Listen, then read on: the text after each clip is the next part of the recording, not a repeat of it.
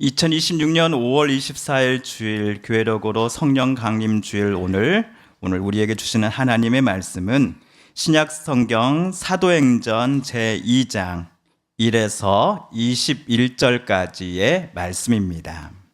오순절 날이 이미 이름에 그들이 다 같이 한 곳에 모였더니 홀련히 하늘로부터 급하고 강한 바람 같은 소리가 있어 그들이 앉은 온 집에 가득하며 마치 불의 혀처럼 갈라지는 것들이 그들에게 보여 각 사람 위에 하나씩 임하여 있더니 그들이 다 성령의 충만함을 받고 성령이 말하게 하심을 따라 다른 언어들로 말하기를 시작하니라. 그때 경건한 유대인들이 천하 각국으로부터 와서 예루살렘에 머물러 있더니 이 소리가 나매 큰 무리가 모여 각각 자기의 방언으로 제자들이 말하는 것을 듣고 소동하여 다 놀라 신기하게 여겨 이르되 보라, 이 말하는 사람들이 다 갈릴리 사람이 아니냐. 우리가 우리 각 사람이 난 곳 방언으로 듣게 되는 것이 어찌 됨이냐. 우리는 바데인과 메데인과 엘라인과 또 메소보다미아, 유다와 갑바도기아, 본도와 아시아, 부르기아와 밤빌리아, 애국과 및 구레네에 가까운 리비아 여러 지방에 사는 사람들과 로마로부터 온 나그네 곧 유대인과 유대교에 들어온 사람들과 그레데인과 아라비아인들이라 우리가 다 우리의 각 언어로 하나님의 큰 일을 말함을 듣는도다 하고 다 놀라며 당황하여 서로 이르되 이 어찌된 일이냐 하며 또 어떤 이들은 조롱하여 이르되 그들이 새술에 취하였다 하더라. 베드로가 11 사도와 함께 서서 소리를 높여 이르되 유대인들과 예루살렘에 사는 모든 사람들아 이 일을 너희로 알게 할 것이니 내 말에 귀를 기울이라. 때가 제3시니 너희 생각과 같이 이 사람들이 취한 것이 아니라 이는 곧 선지자 요엘을 통하여 말씀하신 것이니 일러스되 하나님이 말씀하시기를 말세에 내가 내 영을 모든 육체에 부어주리니 너희의 자녀들은 예언할 것이요 너희의 젊은이들은 환상을 보고 너희의 늙은이들은 꿈을 꾸리라. 그때 내가 내 영을 내 남종과 여종들에게 부어주리니 그들이 예언할 것이요 또 내가 위로 하늘에서는 기사를 아래로 땅에서는 징조를 베풀리니 곧 피와 불과 연기로다. 주의 크고 영화로운 날이 이르기 전에 해가 변하여 어두워지고 달이 변하여 피가 되리라. 누구든지 주의 이름을 부르는 자는 구원을 받으리라 하였느니라.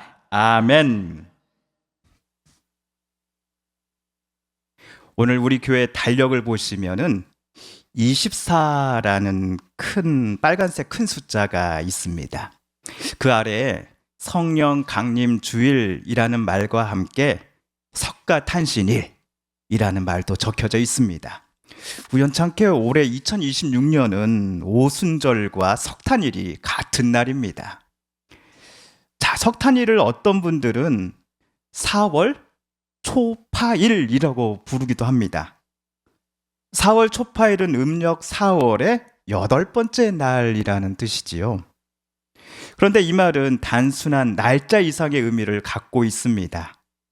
누구에게는 평범한 4월 초파일이 불교 전통에서 그리고 불교 신도분들에게는 석가모니의 탄생을 기념하는 매우 특별한 날이기 때문입니다. 그런데 오늘 우리가 살펴볼 오순절이라는 말도 매한가지입니다. 오순절이라는 우리말 표현은 50번째 날의 절기라는 뜻이지요. 헬러어로도 오순절은 제50일이라는 의미를 가집니다. 그러나 주후 30년대 초중반을 살아갔던 유대인들, 예수님 당시 살았던 유대인들은 오순절을 단순히 50번째 날이란 뜻으로만 이해하지 않았을 겁니다.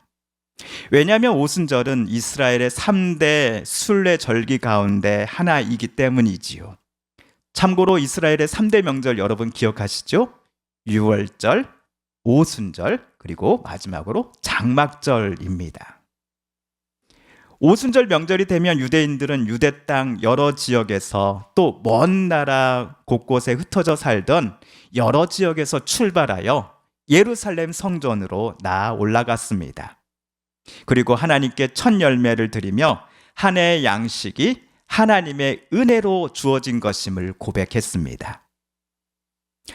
6월절 무렵에는 보리의 첫 열매를 하나님께 드렸습니다. 그리고 6월절 이후 약 50일이 지난 오순절에는 밀추수의 첫 열매를 하나님 앞에 올려드렸습니다. 우리 새번역 성경으로 레위기 23장 16절 17절을 함께 찾아 읽어보겠습니다. 화면이 지금 안 나오지요? 네, 같이 제가 먼저 한번 큰 소리를 읽어보겠습니다. 거기에다가 7번째 나오네요. 시작. 거기에다가 7번째 안식일 다음 날까지 더하면 꼭 50일이 될 것이다.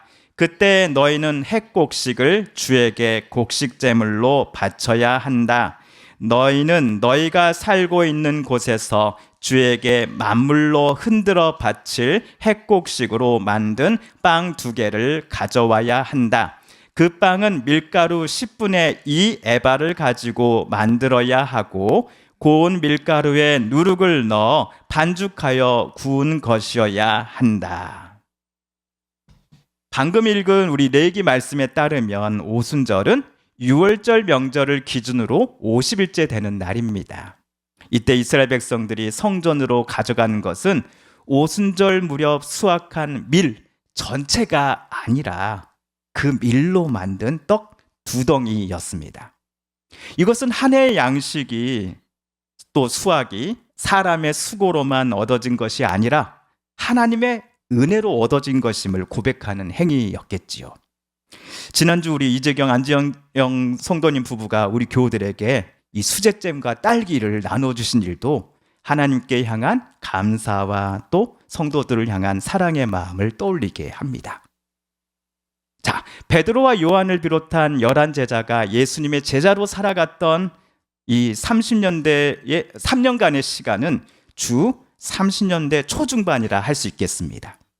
그러므로 제자들도 같은 시대를 살았던 다른 유대인들처럼 오순절이라는 말을 들으면 자연스럽게 떠올리는 이미지와 감정이 있었겠지요. 당시 유대인들에게 오순절은 단순히 6월절부터 50일째 되는 날이라는 날짜의 의미에만 머무는 절기가 아니었습니다. 그들은 오순절에 밀추수의 첫 열매를 하나님 앞에 올려드리고 한 해의 양식을 은혜로 허락하신 하나님께 감사하는 이 기쁨의 명절로 이 날을 지켜왔습니다. 아마 예수님의 제자들도 이날 이전까지는 오순절을 다른 유대인들과 크게 다르지 않게 이해해 왔을 것입니다. 그런데 매해 똑같이 찾아오고 지나가던 오순절, 바로 오늘 그날 제자들이 앞으로 오순절을 전혀 새롭게 바라보게 될 사건이 일어난 겁니다. 그 사건이 무엇인지 여러분 다 알고 계시지요? 우리 오늘 본문 사도행전 2장 1에서 4절 함께 읽어보겠습니다. 시작. 오순절이 되어서 그들은 모두 한 곳에 모여 있었다. 그때 갑자기 하늘에서 세찬 바람이 부는 듯한 소리가 나더니 그들이 앉아있는 온 집안을 가득 채웠다. 그리고 불길이 솟아오를 때 혓바닥처럼 갈라지는 것 같은 혀들이 그들에게 나타나더니 각 사람 위에 내려 앉았다. 그들은 모두 성령으로 충만하게 되어서 성령이 시키시는 대로 각각 방언으로 말하기 시작하였다. 베드로와 요한을 비롯한 예수님의 제자들, 그리고 예수님을 따르던 사람들이 함께 모여 있었던 곳에 성령께서 임하셨습니다. 본문은 그때 하늘에서 세찬 바람이 부는 듯한 소리가 나서 그들이 앉아있던 온 집안을 가득 채웠다라고 기록합니다. 그리고 3절은 불길이 솟아오를 때 혓바닥처럼 갈라지는 것 같은 혀들이 그들에게 나타나더니 각 사람 위에 내려앉았다라고 씁니다. 여기서 먼저 불은 무엇을 의미할까요? 구약 성경에서 불은 하나님의 임재와 깊은 관련이 있습니다. 하나님께서 모세에게 떨기나무 불꽃 가운데 나타나셨습니다. 그리고 광야의 이스라엘 백성들에게는 구름 기둥과 불 기둥으로 함께 하셨지요. 이처럼 불은 하나님의 거룩한 임재를 보여주는 상징으로 사용되어 왔습니다. 또한 성경에서 불은 하나님께서 자기 백성을 정결하게 하시는 이미지로도 나타납니다. 그러므로 성령께서 예수님을 따르던 이들에게 불처럼 임하셨다라는 것은 하나님의 거룩한 임재가 그들이 모여있던 곳과 그곳에 있던 사람들 위에 강하게 임했다라는 뜻으로 우리는 이해할 수 있습니다. 자, 그렇다면 혀는 무엇을 의미할까요? 혀는 성령께서 제자들의 입을 열어 하나님의 큰 일을 말하게 하셨음을 보여줍니다. 다시 말해 오순절 성령 강림은 단순히 사람들의 감정이 뜨거워진 사건이 아닙니다. 비이성적으로 변화진 사건도 아닙니다. 오순절 성령 강림은 거룩하신 하나님께서 자기 백성 가운데 임재하신 사건이요, 동시에 그들을 복음의 증인으로, 그리스도의 증인으로 세우신 사건이었습니다. 여기서 우리는 창세기 11장의 바벨탑 사건을 떠올려 볼 수 있겠습니다. 바벨탑을 쌓던 사람들은 자신들의 이름을 내고 흩어짐을 면하고자 했습니다. 그들은 하나님을 의지하기보다 하나님 없이 스스로 안전과 영광을 세울 수 있다라고 생각했습니다. 그들은 탑을 통해 하나님과 같아지려고 하였습니다. 하나님께서는 이들의 교만을 아시고 그들의 언어를 혼잡하게 하셔서 그들을 온 땅으로 흩어버리십니다. 바벨탑을 쌓을 때까지만 하더라도 사람들의 언어는 하나였습니다. 그러나 인간의 교만과 죄로 인해 그들이 흩어질 때에 그들의 언어는 서로 알아들을 수 없는 말로 나뉘게 됩니다. 그런데 사도행전 2장에서 성령께서 임하시자 제자들은 방언으로 말하기 시작합니다.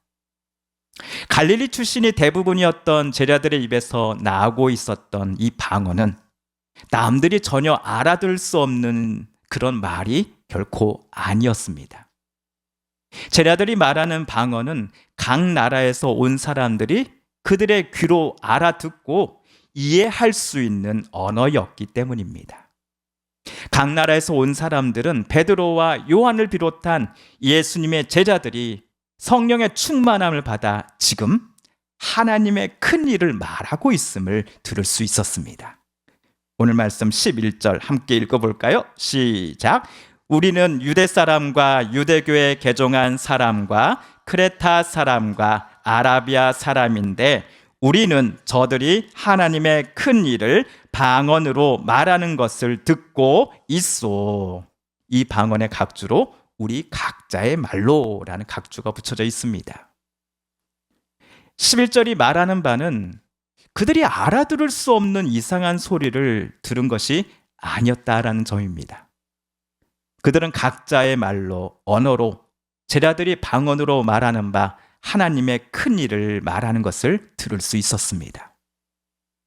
바벨탑에서는 인간의 교만으로 말이 갈라지고 사람들이 흩어졌습니다. 하지만 오순절에는 하나님의 은혜로 흩어진 사람들이 복음 안으로 불려 모여지기 시작합니다. 바벨에서는 언어가 혼잡하게 되어 서로 알아듣지 못하게 되었지만 오순절 날 그곳에서는 성령께서 각 사람의 언어로서 하나님의 복음이라는 같은 메시지를 다른 이들로 하여금 모두 듣게 하셨습니다. 베드로는 이 사건을 요엘서의 예언이 성취되기 시작한 사건으로 간주하며 설교를 했습니다. 요엘이 말한 모든 징조가 그날 오순절날 한꺼번에 나타나는 것은 결코 아니었습니다. 해가 어두워지거나 달이 피로 변하는 우주적 징조들은 사도행전 2장에 나오는 오순절 사건 때 나타나지 않기 때문입니다. 그러나 오늘 오순절 당일 하나님의 영이 부어졌고 주의 이름을 부르는 자들에게 구원의 길이 열린 것은 사실입니다. 그래서 베드로는 요엘서의 예언에 비춰서 오늘 성령 강림을 마지막 때가 시작되는 날로서 마지막 때가 시작되었음을 알리는 사건이다 라고 거기에 모인 이들에게 선포했던 것입니다. 2026년 한국 땅에서 신앙생활을 하는 우리 가운데 오순절을 유대인의 3대 명절 중 하나로, 즉 밀추수를 감사하는 절기로 먼저 떠올리는 사람은 많지 않을 겁니다.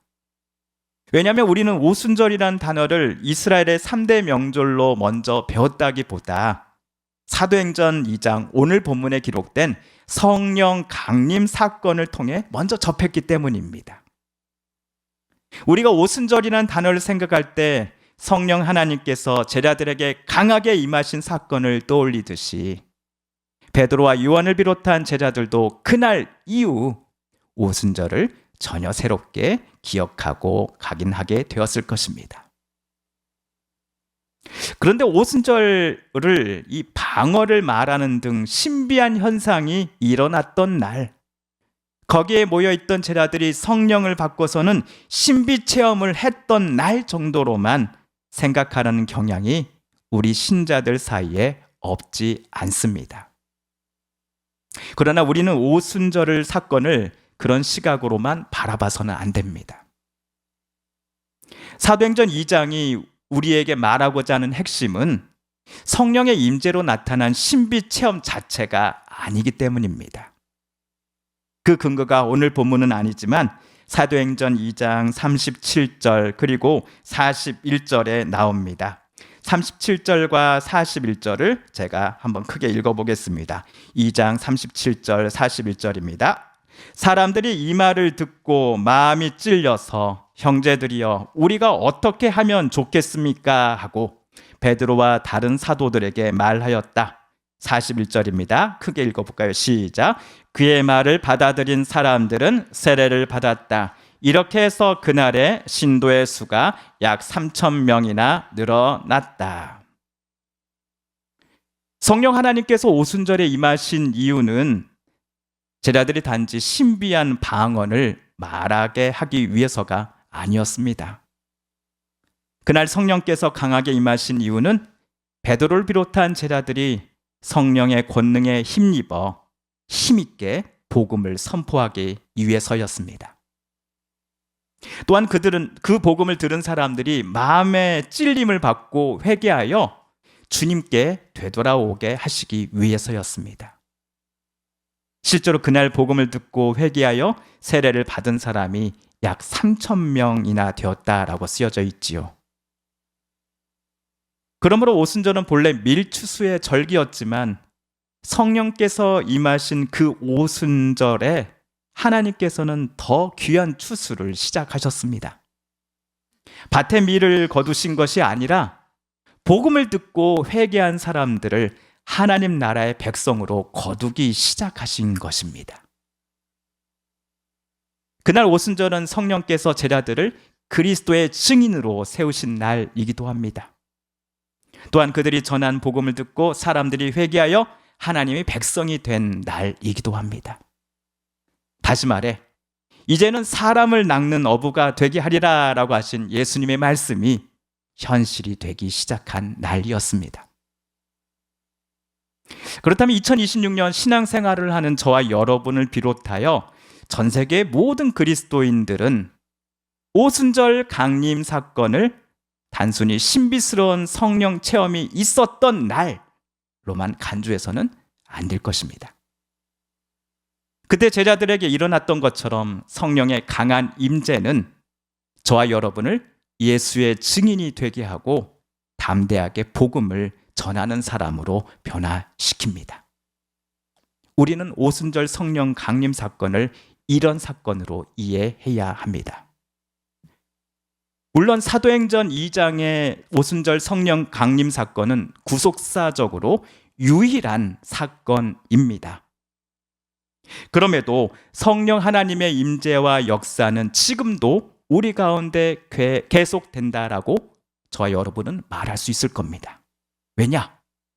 성령 하나님께서 우리와 늘 함께 하시면서 저와 여러분에게 예수님의 말씀과 가르침을 늘 생각나게 하시고, 또한 성령께서 우리가 깨달은 바대로 살아가도록 용기 주시고 하나님 앞으로 인도하시기 때문입니다.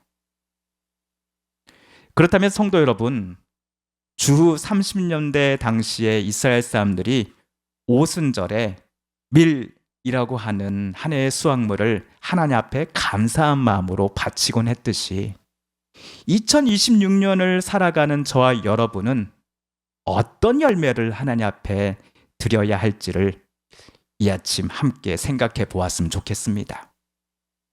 여기서 우리 미가서 6장 7에서 8절 말씀 같이 한번 읽어보려고 하는데요. 미가서 6장 7절 8절입니다. 시작. 여호와께서 천천의 순양이나 만만의 강물 같은 기름을 기뻐하실까? 내 허물을 위하여 내 맏아들을 내 영혼의 죄로 말미암아 내 몸에 열매를 드릴까? 사람아, 주께서 선한 것이 무엇임을 내게 보이셨나니 여호와께서 내게 구하시는 것은 오직 정의를 행하며 인자를 사랑하며 겸손하게 내 하나님과 함께 행하는 것이 아니냐. 하나님께서 우리에게 원하시는 열매 또는 수확물은 천천의 순양이나 망만의 강물 같은 기름처럼 겉으로 드러나는 크고 화려한 종교적 행위 또 많은 재물이 아닙니다. 하나님께서 참으로 우리에게 원하시는 것은 또 바라시는 열매는 우리가 살면서 정의를 행하고 하나님의 성품을 닮아 인자함을 사랑하며 또 겸손히 하나님과 함께 걷는 것이다라고 성경은 말하기 때문입니다. 자, 그렇다면 성령의 임재를 경험한 저와 여러분도 하나님께서 기뻐하시는 열매를 삶으로 드려야 하겠지요. 성령의 충만함은 단지 특별한 체험으로 끝나지 않습니다. 성령께서 우리 안에 임하시면 우리의 말, 생각, 또 행동을 통해 예수 그리스도의 향기가 드러나야 합니다. 그래야 우리의 가정과 교회와 삶의 자리에서 가족과 이웃들이 저와 여러분을 통해 주님의 사랑을 보고 또 하나님께로 한 걸음 한 걸음 더 가깝게 나올 수 있다면 그것이야말로 성령께서 저와 여러분 가운데 이루고자 하시는 또 받고자 하시는 귀한 열매가 아닐까요? 성령 강림 주일인 오늘 성령의 도우심 구하며 정말 주님께서 기뻐하시는 삶의 열매를 하나님 앞에 올려드리는 성도들로 살아갈 것을 우리 함께 이 아침 다짐해 보았으면 좋겠습니다. 함께 기도하겠습니다. TV CF, 라디오 CM, 선거 홍보 영상, 기업 홍보 및 기록 영화를 전문으로 기획, 촬영하여 제작하는 산여울 기획은 1등 제품을 2등 가격으로 공급합니다. 산여울 기획.